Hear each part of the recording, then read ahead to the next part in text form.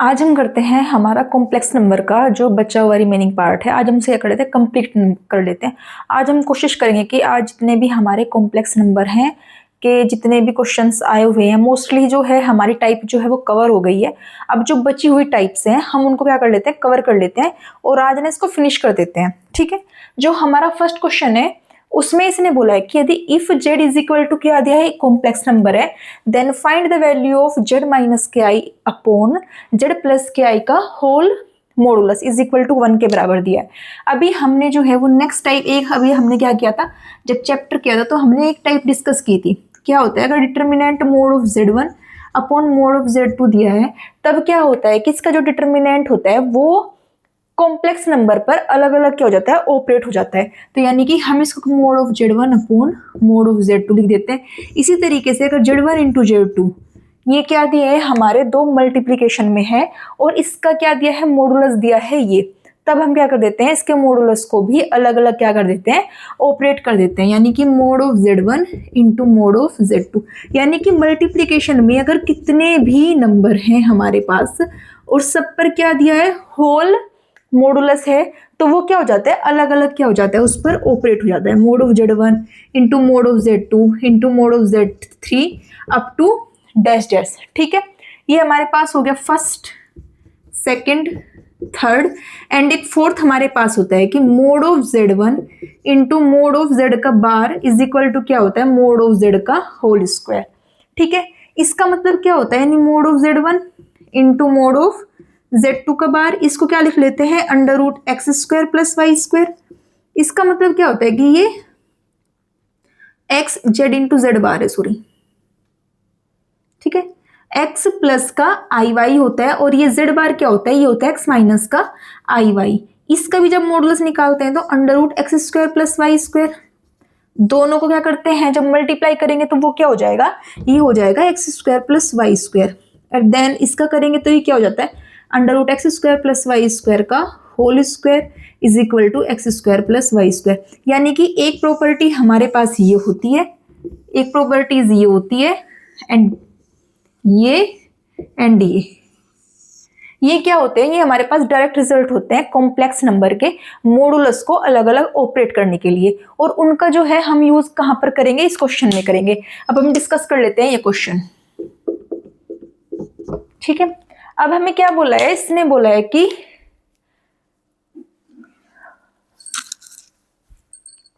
इसने क्या दिया है कि मोड ऑफ z माइनस के आई, इस पे क्या कर लो, अलग अलग ऑपरेट कर लो, मोड ऑफ z माइनस के i upon mod of z plus के आई इज इक्वल टू किसके बराबर दिया है, 1 के इक्वल दिया है। जब इस ऊपर का मॉडुलस z क्या शो करता है, z शो करता है x प्लस का आई वाई एंड यहाँ पर भी x प्लस का आई वाई। हम क्या कर लेते हैं, यहाँ से इसकी रियल वैल्यू यानी x प्लस के आई वाई माइनस का आई अपॉन x प्लस के आई वाई एंड प्लस का आई इज इक्वल टू 1। क्या कर लो, रियल वैल्यू को अलग, x प्लस के आई को बाहर ले लिया तो y माइनस के 1 अपॉन x प्लस के आई बाहर ले लिया और y प्लस का 1।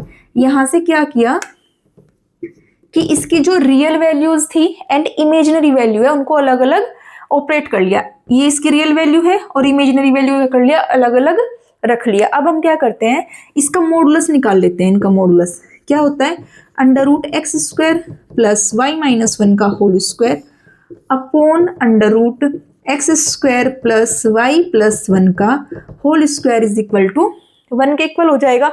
अब क्या करो, इसकी मल्टीप्लाई इधर कर दो तो ये हो जाता है under root x square plus y minus 1 का whole square is equal to under root x square plus y plus 1 का होल स्क्वायर। अब हम क्या कर सकते हैं, स्क्वायरिंग बोथ साइड। जब हम स्क्वायरिंग बोथ साइड करते हैं तब क्या होगा, इसको यहां पे लेके आ जाते हैं। ठीक है,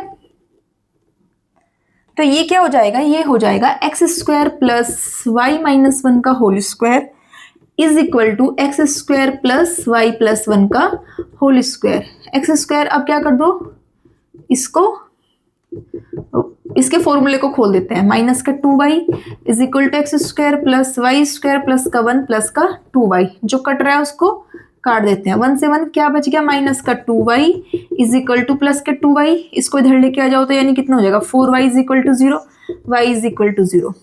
y इज इक्वल टू 0 का मतलब क्या हो जाएगा 0x प्लस के y इज इक्वल टू 0। ये हमारी किसकी फॉर्म होती है, ये हमारे पास जो होती है वो एक स्ट्रेट लाइन की फॉर्म होती है, यानी कि ये किसकी फॉर्म हो गई ax प्लस का by इज इक्वल टू 0। ये शो करता है कि ये क्या है, हमारे पास एक स्ट्रेट लाइन होता है, सॉरी इसमें स्ट्रेट लाइन, ठीक है। ये क्या होगी, हमारी स्ट्रेट लाइन होगी, क्योंकि हमें पता है सर्कल क्या शो करता है, सर्कल शो करता है x square plus y square is equal to r square, parabola y square is equal to 4ax, ellipse x square upon a square plus के y square upon b square is equal to 1, and hyperbola x square upon a square minus के y square upon b square is equal to 1। And straight line क्या होती है, ये होती है a x plus के B Y is equal to 0 की जो फॉर्म होती है वो क्या होती है, हमारे पास स्ट्रेट लाइन होती है।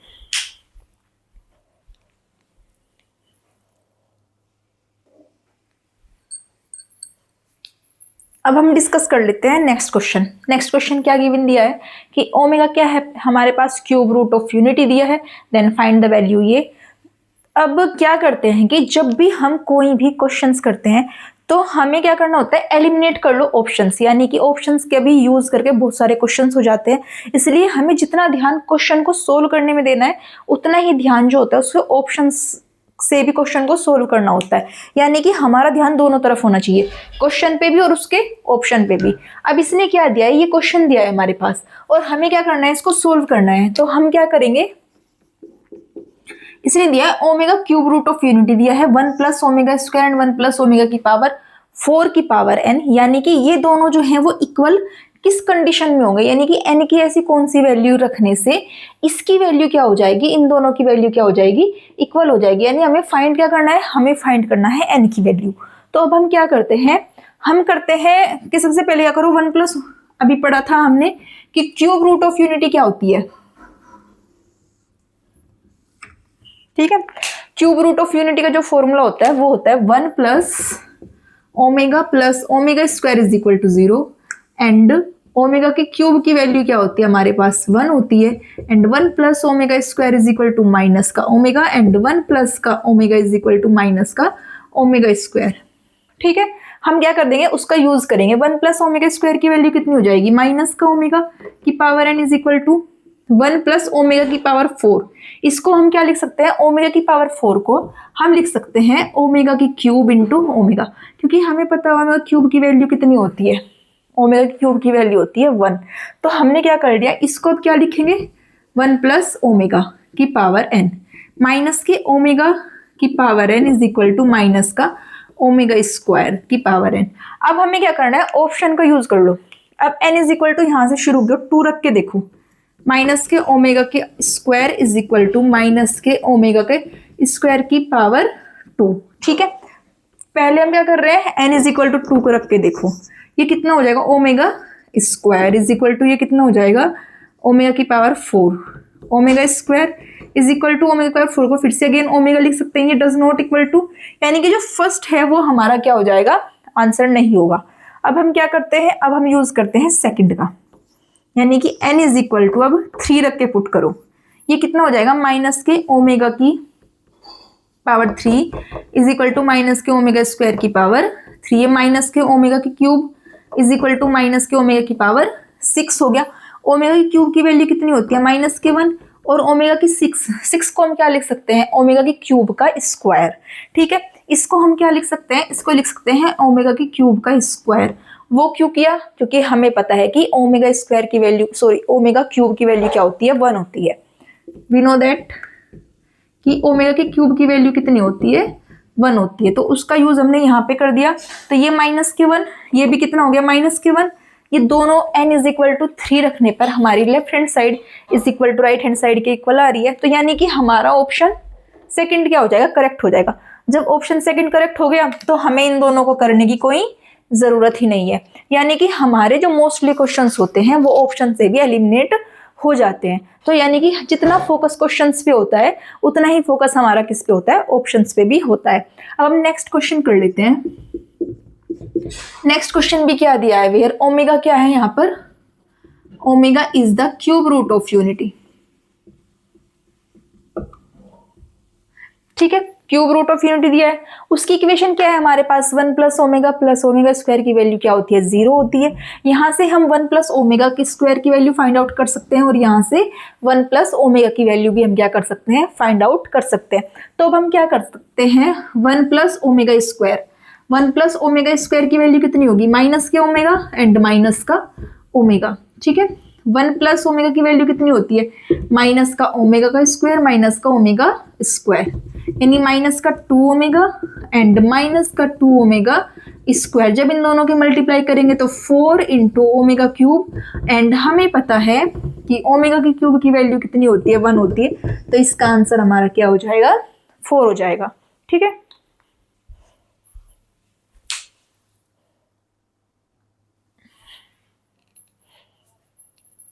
अब हमारे पास नेक्स्ट क्वेश्चन है। अब हम क्या करते हैं, नेक्स्ट क्वेश्चन करते हैं। हमारे पास क्या गिवन है, कोस थीटा प्लस क्या है, साइन ऑफ थीटा की upon I cos of theta plus के साइन थीटा की होल पावर 4। ठीक है, अब हमें पता है कि ये क्वेश्चंस जो है, ये फॉर्म जो होती है हमारे पास कोस थीटा प्लस के आई साइन ऑफ थीटा, इसको बोलते हैं अर्लियर्स फॉर्मूला। हमारे पास अर्लियर्स फॉर्मूला होता है, वो होता है e to the power i theta is equal to cos of theta plus के आई साइन ऑफ थीटा। यानी कि ये फॉर्म में होना चाहिए हमारा कोस थीटा प्लस के आई साइन ऑफ थीटा, यानी कि इमेजिनरी वैल्यू जो होती है वो साइन थीटा ही होनी चाहिए।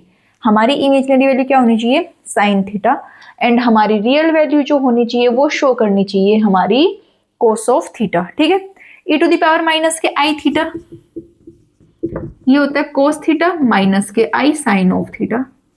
ठीक है, और e की पावर आई एन थीटा अगर हम लिखते हैं तो ये हो जाता है कोस एन थीटा प्लस के आई साइन एन थीटा। ये क्या शो कर रहा है, ये शो कर रहा है हमारा डे मोइवर्स थ्योरम। ठीक है, ये हम 12th क्लास में पढ़ते हैं कि हमारी डे मोइवर थ्योरम क्या होती है। अगर कोई भी पावर में इस तरीके से लिखा हुआ है, ठीक है, तो हम क्या कर लेते हैं, ये जो n होता है ये इसके एंगल के साथ आ जाता है। यानी कि अगर मैं लिखूं कि कोस ऑफ थीटा प्लस के आई साइन ऑफ थीटा की पावर n, तो ये जो हमारी पावर होती है वो एंगल के साथ आ जाती है। अगर ये किस फॉर्म में होता है, अगर ये हमारा अर्लियर्स की फॉर्म में होता है, यानी कि कोस थीटा प्लस के आई साइन ऑफ थीटा की फॉर्म में है, तभी हम ये रूल अप्लाई करते हैं, यानी कोस एन थीटा प्लस के आई साइन एन थीटा। ठीक है, इस तरीके से हम इस क्वेश्चन को करेंगे। अब हम क्या करते हैं, एक मिनट रुको। ठीक है, अब हम क्या करते हैं, अब हम ये जो क्वेश्चन गिवन है इसको सोल्व कर लेते हैं। ठीक है, ये हमारा किस फॉर्म का क्वेश्चन है, इसने दिया है कोस थीटा प्लस के आई साइन ऑफ थीटा। अब हमने देखा कि ऊपर वाली फॉर्म तो सही बन रही है, बट जब नीचे वाली फॉर्म आती है, हमारी जो इमेजिनरी वैल्यू होती है उसके साथ क्या आना चाहिए, sine of theta. Imaginary value show करती है sine of theta and real value show करता है कोस ऑफ थीटा। तो अब हम क्या करेंगे, अब करो इसको। इसका मतलब क्या है कि अगर किसी की भी न्यूमरेटर और डेनोमिनेटर में होल पावर लिखी है, तो यानी कि वो शो कर रहा है कि होल पावर है, तो इसका मतलब क्या है कि इसकी पावर को ऊपर अलग, यानी कि न्यूमरेटर में अलग ऑपरेट कर सकते हैं और डेनोमिनेटर पर अलग ऑपरेट कर सकते हैं। ठीक है, अब हम क्या करते हैं, कोस थीटा प्लस के आई साइन ऑफ थीटा की power 4 upon I cos of theta plus के साइन थीटा की पावर 4। हमें किस फॉर्म में बनाना है इसको, ऊपर वाला सही है, हमें सिर्फ चेंज किसको करना है, नीचे वाले को, इसको हमें सही फॉर्म में बनाना है। तो उसके लिए हम क्या करते हैं, कोस ऑफ थीटा प्लस के आई साइन ऑफ थीटा की पावर 4, यानी कि आई कॉमन ले लो। अगर मैं आई कॉमन लेती हूँ तो आई की पावर 4 भी कॉमन आएगा, तो ये कितना हो जाएगा, कोस ऑफ थीटा प्लस के, जब आई कॉमन ले रहे हैं तो यहाँ पे कितना हो जाएगा, 1 upon i sine of theta की पावर 4। अब हमें पता है 1 अपॉन आई जो होता है वो इज इक्वल टू माइनस के आई होता है। ठीक है, अब इसको क्या लिखेंगे, कोस ऑफ थीटा प्लस के i sine of theta upon i की पावर 4 की वैल्यू कितनी होती है, इज इक्वल टू 1। ठीक है, ये हो जाएगा कोस ऑफ थीटा और माइनस के आई साइन ऑफ थीटा की पावर 4, यहाँ पर भी 4। इसमें एक रूल और होता है कि अगर हमारे पास क्या होता है एंगल कोस थीटा, यहाँ पर क्या है माइनस का आई साइन ऑफ थीटा की पावर n है, तो इस एंगल को अगर हम यहाँ लेके जाएं तो ये पॉजिटिव हो जाता है, यानी कोस थीटा प्लस के आई साइन ऑफ थीटा की होल पावर माइनस के n। और अगर यहाँ पर प्लस है, प्लस प्लस में तो कोई इफेक्ट नहीं पड़ता, बट माइनस में हम अपने अकॉर्डिंग, क्योंकि क्वेश्चन को हमें कैसे सोल्व करना है उसके अकॉर्डिंग हम क्या करेंगे, इस माइनस को यहाँ पर लेके जाएंगे। ठीक है, इसको जब मैं यहाँ पे लेके जाऊंगी तो नीचे क्या बन जाएगा, कोस ऑफ थीटा प्लस के आई साइन ऑफ थीटा की power 4 upon cos of theta plus के आई साइन ऑफ थीटा की पावर माइनस का 4। अब क्या होगा, दोनों के बेस इक्वल है, जब बेस इक्वल होते हैं तो पावर डिवाइड में क्या हो जाती है, ऊपर चली जाएगी, यानी इस पावर को हम क्या लेके चले जाएंगे, ऊपर लेके चले जाएंगे, तो नीचे की पावर क्या हो जाएगी, ऊपर जाकर प्लस हो जाती है। ठीक है, तो यानी अब इसको हम क्या करते हैं, इसको करते हैं हम कोस ऑफ थीटा प्लस के आई साइन ऑफ थीटा की पावर, नीचे भी पावर प्लस का सॉरी ऊपर पावर प्लस का 4 है, नीचे से ऊपर जाएगी तो वो भी क्या हो जाएगी 4 + 4, यानी कि कोस ऑफ थीटा प्लस का आई साइन ऑफ थीटा की पावर 8, यानी कि कोस 8 थीटा प्लस का आई साइन 8 थीटा, ये हमारा क्या हो जाएगा, इसका आंसर हो जाएगा। यही हमें क्या करना था, क्वेश्चन में करना था। अब हमारे पास आता है नेक्स्ट क्वेश्चन। नेक्स्ट क्वेश्चन के लिए कल हमने क्या पढ़े थे, कॉम्प्लेक्स नंबर की कुछ डायरेक्ट रिजल्ट पढ़े थे, उनका क्या करेंगे हम यहाँ पे यूज करेंगे। हमें पता है कि 1 + i अपॉन 1 - i की वैल्यू कितनी होती है, i होती है। 1 - i अपॉन 1 + i की वैल्यू माइनस का i होती है, एंड 1 + के i अपॉन √2 प्लस माइनस का इज इक्वल टू i की पावर 1/2, एंड 1 - के i अपॉन √2 प्लस माइनस, इसकी वैल्यू होती है i की पावर माइनस का 1/2। ठीक है, और क्या पता है i की पावर 4 इज इक्वल टू कितना होता है, 1 होता है, i² is equal to -1, and i की क्यूब की वैल्यू माइनस का i होती है। हम क्या करेंगे, इन रिजल्ट का यूज करते हैं। ये किस फॉर्म का है, 1 + i अपॉन 1 - i की फॉर्म का है, तो अब हम क्या करेंगे, 1 + i अपॉन 1 - i की जो फॉर्म का क्वेश्चन है उसकी जगह हम क्या पुट कर देंगे, डायरेक्ट i पुट कर देते हैं। और यहाँ से हमें क्या फाइंड आउट करना है, यहाँ से फाइंड करना है हमें x एंड y।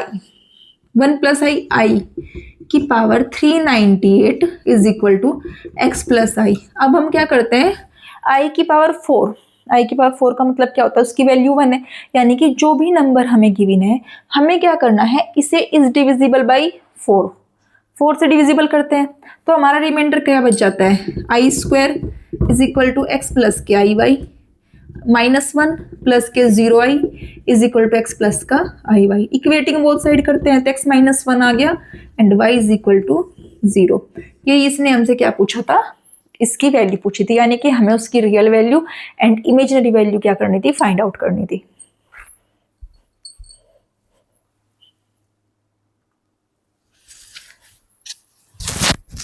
अब हम क्या कर लेते हैं, हमारे पास नेक्स्ट टाइप आ जाती है। नेक्स्ट टाइप क्या है कि यदि इस टाइप का हमें क्वेश्चन दिया और हमें क्या करनी है, मैक्सिमम वैल्यू फाइंड आउट किसकी करनी है, मोड ऑफ z की। ठीक है, मोड ऑफ z की क्या करनी है, हमें मैक्सिमम वैल्यू फाइंड आउट करनी है। तो इस टाइप का क्वेश्चन कैसे होता है, इस टाइप के क्वेश्चन को अभी जब हमने क्या किया था, टाइप्स पढ़ी थी, तो हमने उसमें एक टाइप भी पढ़ा था कि जब भी मोड ऑफ z1 - z2 की फॉर्म में होता है उसकी मैक्सिमम एंड मिनिमम वैल्यू हम कैसे फाइंड आउट करते हैं। उसके लिए जो है हमारे पास एक रूल होता है, हमारे पास एक फॉर्मूला होता है, मोड ऑफ z1 माइनस के मोड ऑफ z2, पता नहीं यहाँ पे आ पाएगा नहीं, मोड ऑफ z1 माइनस के mod of z2 less than is equal to mod of z1 minus z2 less than is equal to mod of z1 plus का z2 less than and equal to mod of z1 plus का mod of z2। ठीक है, ये हमारे पास एक formula है।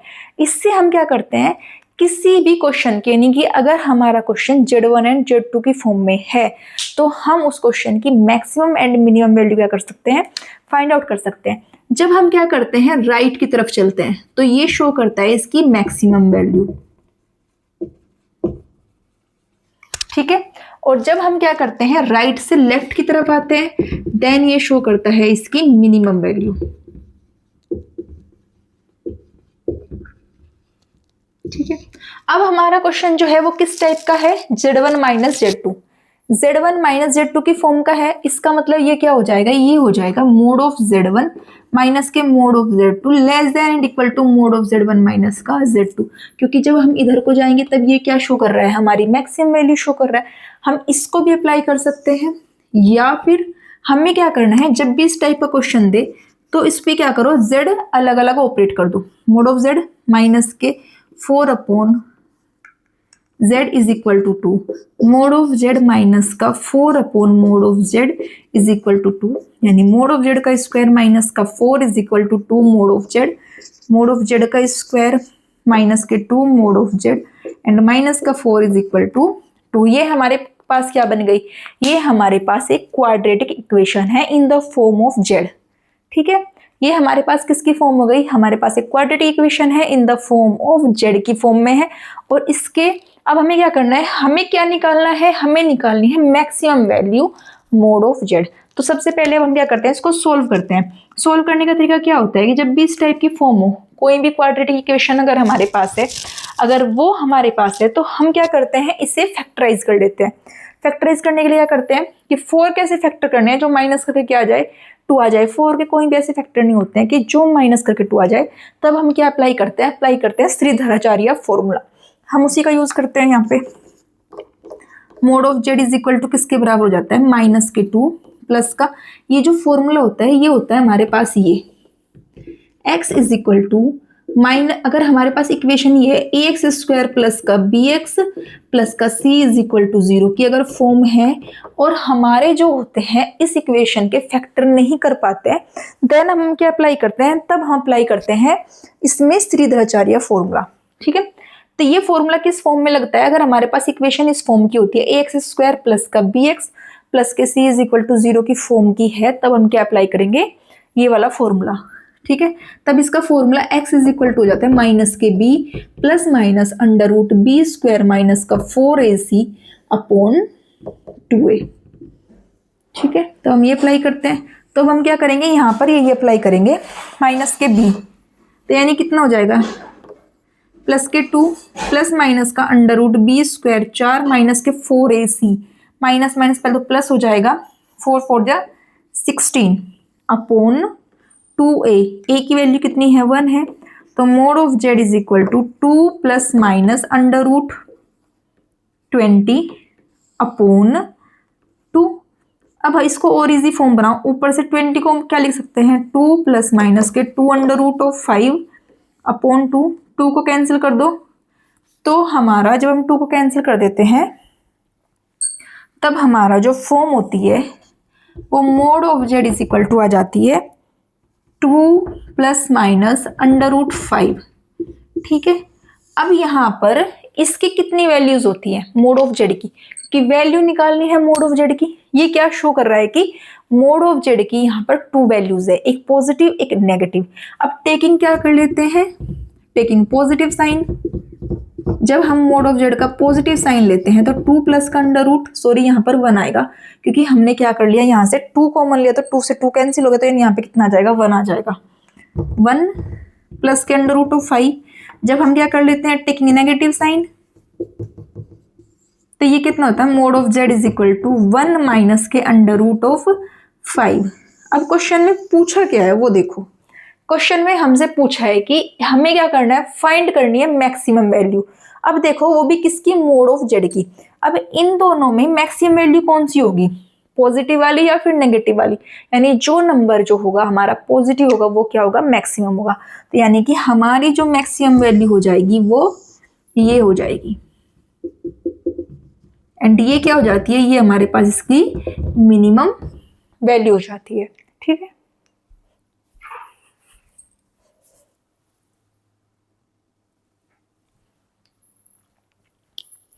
अब हमारे पास क्या आता है, नेक्स्ट टाइप आता है। हमें क्या करना है, हमें क्वेश्चन गिवन है if x r is equal to क्या दिया है, कोस पाई अपॉन 2 की पावर आर प्लस के आई साइन पाई अपॉन 2 की power r, then find the value of किसकी, x1 x2 x3 up to dash dash x infinite तक हमें क्या करनी है, इसकी वैल्यू फाइंड आउट करनी है।